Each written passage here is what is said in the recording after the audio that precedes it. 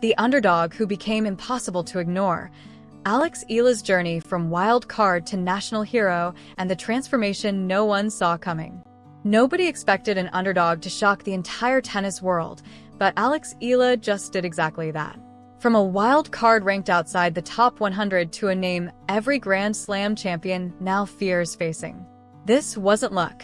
This was a transformation years in the making, built on heartbreak, rejection, and one tournament that changed everything. And the most shocking part? Tennis fans are only just starting to realize how far she's about to go.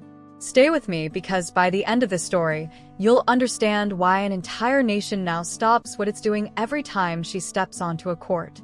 Every great story needs a beginning that nobody notices at the time. For Alex Eala, that beginning was Quezon City, Philippines, a country with almost no tradition in professional women's tennis. No infrastructure. No blueprint for producing a WTA contender. Tennis in the Philippines was a sport people admired from a distance. It wasn't supposed to produce a superstar. And yet, from the age of 4, a small girl with an oversized racket was already showing signs that she didn't belong in the distance. She belonged on the court. By the time she was a teenager, Eala had already rewritten pieces of history that most players spend a lifetime chasing. In 2018, she won the Les Petits as one of the most prestigious junior tournaments in the world for players under 14, a tournament that has produced future Grand Slam champions. That same year, she joined the Rafa Nadal Academy in Mallorca, Spain, leaving her home country behind to chase something bigger than herself. Imagine being a young girl thousands of miles from home, training among some of the best young players on the planet, carrying not just her own dreams, but the hopes of an entire nation that had never had a tennis star to call its own. Her brother came with her. Her parents stayed behind, trusting that this gamble, this insane, terrifying gamble, would pay off. For years, she trained on the clay courts of Manacor, learning not just the technical aspects of the game, but the philosophy of the academy. Discipline, resilience, the understanding that champions are built in the invisible hours, not just on match days. She graduated from the academy in 2023, walking across the stage to receive her diploma from none other than Iga Swiatek, the very player she would later dethrone on center court. The irony was not lost on anyone, but the academy never truly left her. She was always an alumna, always a product of the Rafa Nadal system. And now, after her historic Wimbledon run, after the tears and pride at Malacanang Palace, after the presidential citation, after climbing to world number 28, she was being invited back. Not as a student seeking basic training, not as a graduate making a courtesy visit, but as a champion seeking refinement, as a player on the brink of greatness who needed the final piece of the puzzle. The junior results kept coming. A doubles title at the Australian Open, another at the French Open, a career-high junior ranking of world number 2, and then in 2022, the moment that made people outside the Philippines finally take notice. Eala became the first Filipina to win a junior Grand Slam singles title, capturing the US Open Juniors crown. It was historic. It was proof of concept. But junior success and professional success are two entirely different mountains to climb, and everyone in tennis knows it. Countless junior prodigies have flamed out the moment they stepped onto the WTA tour, crushed by the sheer weight of adult competition. So when Eala turned professional, there was excitement back home, but there was also a quiet, unspoken question hanging over her career. Could she actually do this against grown women who had been grinding on tour for years? Could a teenager from a country with no tennis pedigree really break through against players who had trained their entire lives with far more resources, far more support, far more exposure? She started small. An ITF 15K title in Manacor, Spain in January 2021. The kind of low-level tournament that barely gets a headline, but that every professional player needs to survive on before climbing higher.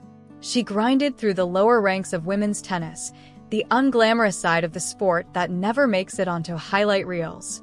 Long bus rides, cheap hotels, tournaments in towns most fans have never heard of. This is the part of an athlete's journey that gets erased once the fame arrives. But it's also the part that builds the steel needed to survive what was coming next.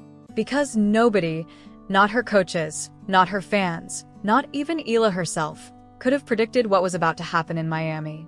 What started as just another tournament on the calendar would become the single moment that changed the entire trajectory of her career. A wild card entry, a ranking of 140, and a run so shocking that it would force the entire tennis world to learn her name whether they wanted to or not. March 2025, the Miami Open. Alex Eala arrives not as a seeded contender, not as a favorite, but as a wild card, ranked a modest 140 in the world. For context, wild cards at WTA 1000 events almost never make deep runs. They're invitations, courtesies, chances to gain experience against superior opponents before the inevitable early exit. That's the script. That's what's supposed to happen. Nobody told Alex Eala. Her first round win over Katie Volinets barely registered as a headline. But then something started to shift. In the second round, she faced Jelena Ostapenko, a former French Open champion, a proven Grand Slam winner, a player with far more experience and far more weapons. Eala won in 3 sets. Tennis fans watching casually barely blinked. A wild card beating a former Slam champion happens occasionally. It's a nice story, but not yet a phenomenon. Then came the third round. Madison Keys, the reigning Australian Open champion at the time, one of the most powerful hitters on tour, stood across the net and Eala beat her too, 6-4, 6-2. This was no longer a nice story. This was history. Eala became the first Filipino player to defeat a top 10 opponent since the WTA ranking system was created 50 years earlier. 50 years. And it took a 19-year-old wild card from a country with almost no tennis history to make it happen. A walkover against an injured Paula Badosa pushed her into the quarterfinals. And then came the moment that turned a great story into a phenomenon.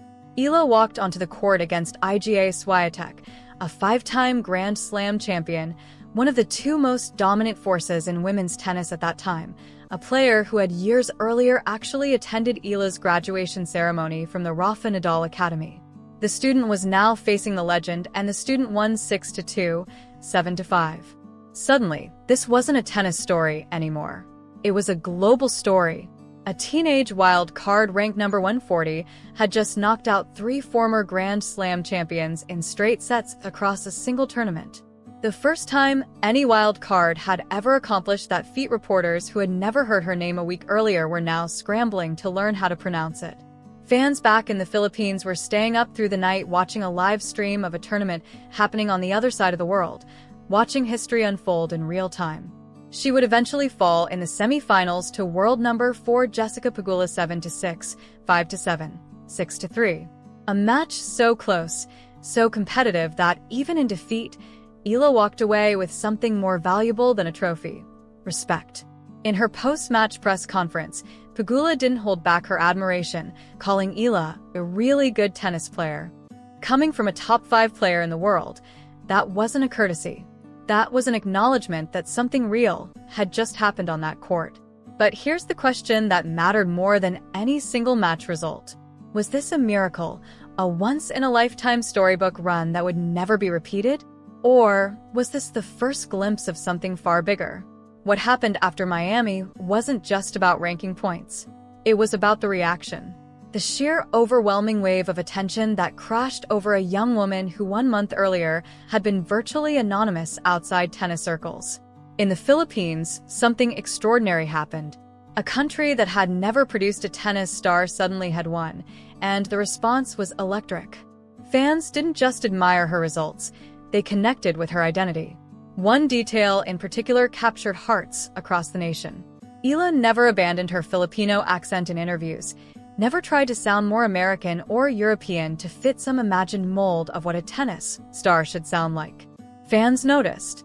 One supporter wrote online that hearing Eala's Filipino accent in her interviews felt refreshing, a small detail that carried enormous cultural weight for a country that had rarely seen itself represented on a stage. This difference gets dissected and shared across an ocean.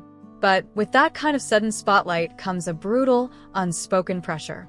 Because the tennis world, much like any sports world, is quick to celebrate a breakthrough and even quicker to question whether it was real. Was Miami a fluke? a perfect storm of upsets against opponents having off weeks? Or was this genuinely the emergence of a new contender who belonged among the game's elite? Eala herself seemed to understand the stakes better than anyone. She wasn't interested in resting on a single tournament's fairy tale. In her own words, reflecting on what came after that historic run, she made clear that the real work was only just beginning. "It's a simple line," she said, but it revealed something important about her mentality, an awareness that admiration is fleeting and that the tennis world would be watching her next move far more closely than it had ever watched her climb. And that's exactly what happened. Because the moment you shock the world once, everyone is waiting, some hoping, some doubting, to see if you can ever do it again. Here's the part of the story that documentaries and highlight reels often skip over.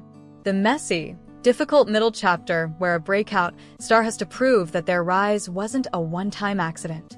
After Miami, Eala's ranking rocketed from number 140 into the top 100 for the first time in her career, a milestone in itself for Philippine tennis. She went on to make her debut at the French Open, Wimbledon, and the US Open that same year.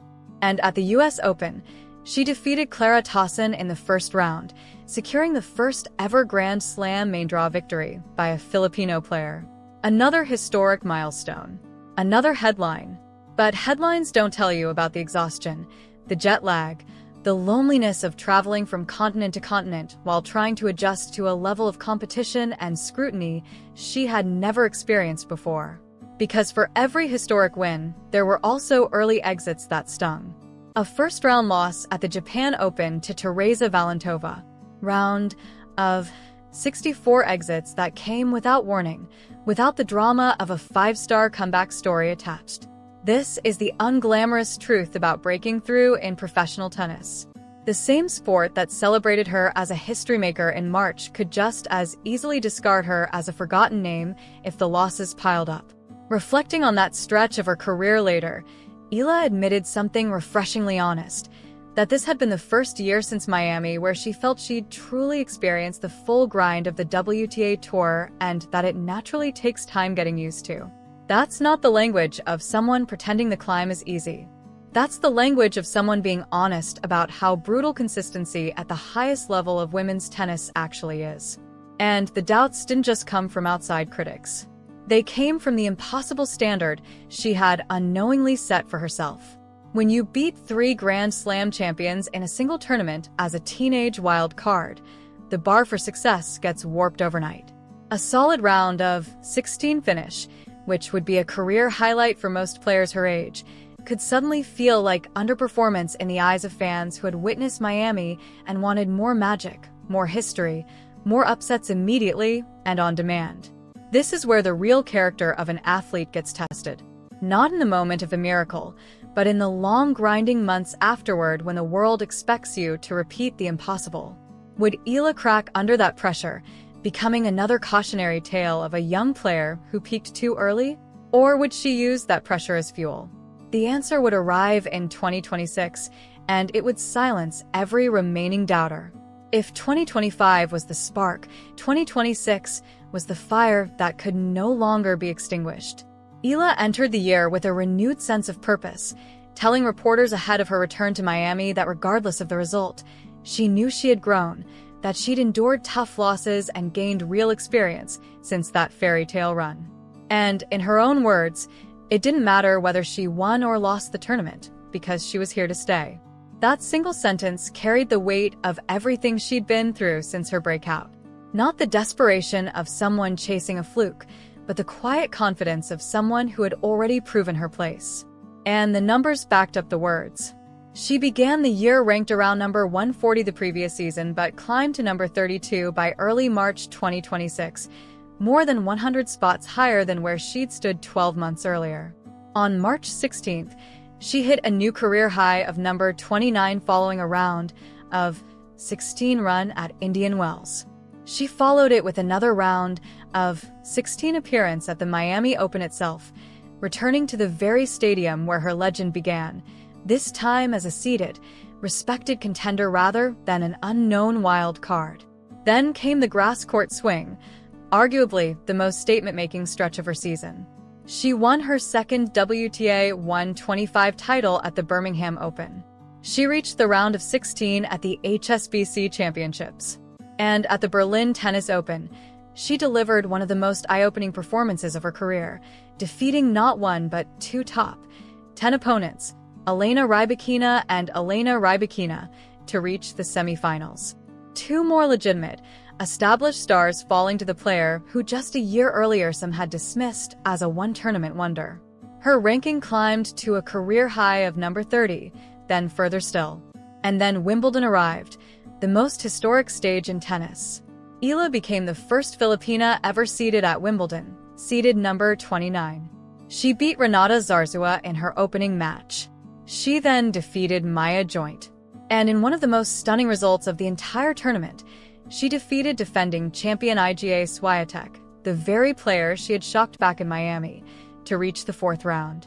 But this is where the story took its most gut-wrenching turn. In the fourth round, standing between Eala and an even deeper run into the second week of Wimbledon was 13th seed Jasmine Paolini, a player Eala had actually beaten before. This time, the outcome flipped. Paolini won, ending Eala's remarkable Wimbledon run in the fourth round. For a player who had already made history simply by being seeded at the tournament, falling short against Paolini stung in a way that a simple loss wouldn't have. It was a reminder that even as Eala climbed toward the sport summit,